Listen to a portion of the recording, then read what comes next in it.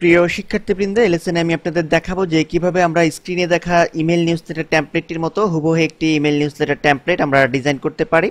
অর্থাৎ এমনিতে আমরা নর্মালি যে টেমপ্লেটগুলো ডিজাইন করি সেই টেমপ্লেটগুলি আমরা সাধারণত HTML এবং CSS কোডিং এর কম্বিনেশনে এবং কিছু ইমেজের কম্বিনেশনে আমরা করে থাকি। তো এমনিতে নরমাল টেমপ্লেট এবং ইমেল নিউজলেটার টেমপ্লেট ক্রিয়েটের মধ্যে একটু ডিফারেন্স আছে, অর্থাৎ এখানে সাইজের ক্ষেত্রে একটু বেশ কিছু মাপঝোঁকের ব্যাপার আছে। তো এই জিনিসগুলি আমি পরবর্তীতে আপনাদের দেখাবো। তো এমনি ইমেল নিউজলেটার তৈরির জন্য আমাদের CSS কোডিং এর জন্য আমাদের আলাদা কোনো ফাইল ক্রিয়েট করার দরকার নেই। আমরা একটি মাত্র ফাইলে অর্থাৎ HTML কোডিং এর মাধ্যমে আমরা যদি টেমপ্লেটটি শুধু তৈরি করি তো সেটি হচ্ছে বেটার। আর তাছাড়া HTML কোডিং এর মধ্যেও আমরা ইচ্ছে করলে কিছু CSS কোডিং আমরা ইনক্লুডেড করে দিতে পারবো, তাতে কোনো সমস্যা নেই। অর্থাৎ ইমেল নিউজলেটার টেমপ্লেট ক্রিয়েট করার জন্য আমাদের এক্সট্রা কোনো CSS ফাইল আমরা ইউজ করতে পারবো না, আর এটি না করাটাই বেটার। তো অর্থাৎ একটি স্ট্যান্ডার্ড মেনটেন করে আমাদের ইমেল নিউজলেটার আমাদের তৈরি করতে হবে, কিন্তু আমরা ব্যাকএন্ডে কিছু ইমেজ ইউজ করতে পারবো, সেটি ঠিক আছে, কিন্তু আলাদা করে CSS ফাইল ক্রিয়েট করার আমাদের কোনো প্রয়োজন নেই। তো চলুন আমরা এখন স্ক্রিনে দেখাই টেমপ্লেটটির মতো হুবহু একটি টেমপ্লেট ক্রিয়েট করার জন্য আমরা প্রয়োজনীয় প্রিপারেশন নিয়ে ফেলি। তো প্রিপারেশন নেওয়ার জন্য আমাদের প্রথমেই যে কাজটি করতে হবে, আমাদের হার্ড ড্রাইভের যে কোনো একটি লোকেশনে একটি নির্দিষ্ট ফোল্ডার আমাদের প্রথমেই ক্রিয়েট করে নিতে হবে। তো আমরা অলরেডি একটি ফোল্ডার ক্রিয়েট করেছি।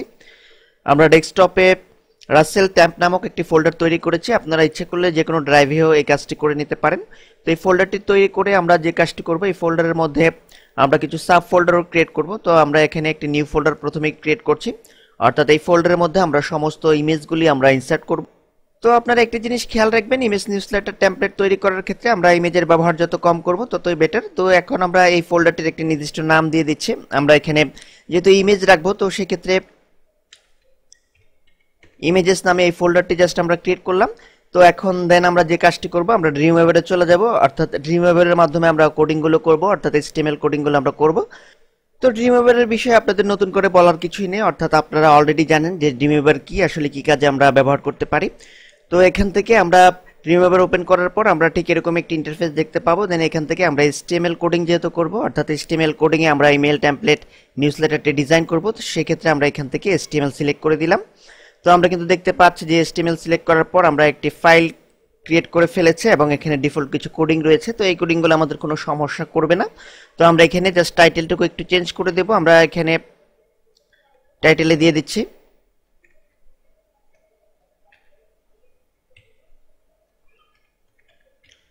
আলহেরা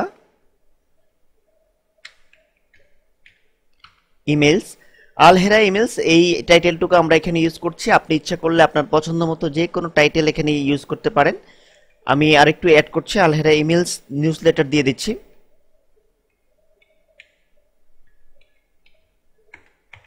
এখন এই ফাইলটিকে আমি জাস্ট সেভ করব। ফাইলটিকে সেভ করছি। আমরা চলে যাব ডেস্কটপে। দেন সেখানে আমরা একটি ফোল্ডার ক্রিয়েট করেছিলাম রাসেল ট্যাম্প নামে, তো সেই ফোল্ডারটি আমরা ওপেন করছি।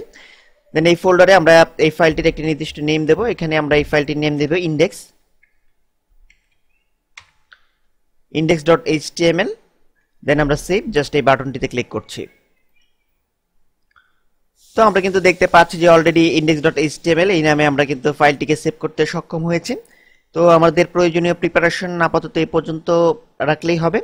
দেন পরবর্তী লেসনে আমি আপনাদের দেখাবো যে কিভাবে আমরা এই index.html এই ফাইলে আমরা ফার্স্ট স্টেপের কোডিং আমরা অ্যাড করতে পারি আমাদের প্রিভিয়াস টেমপ্লেটের মতো হুবহু একটি টেমপ্লেট ডিজাইন করার জন্য। ধন্যবাদ।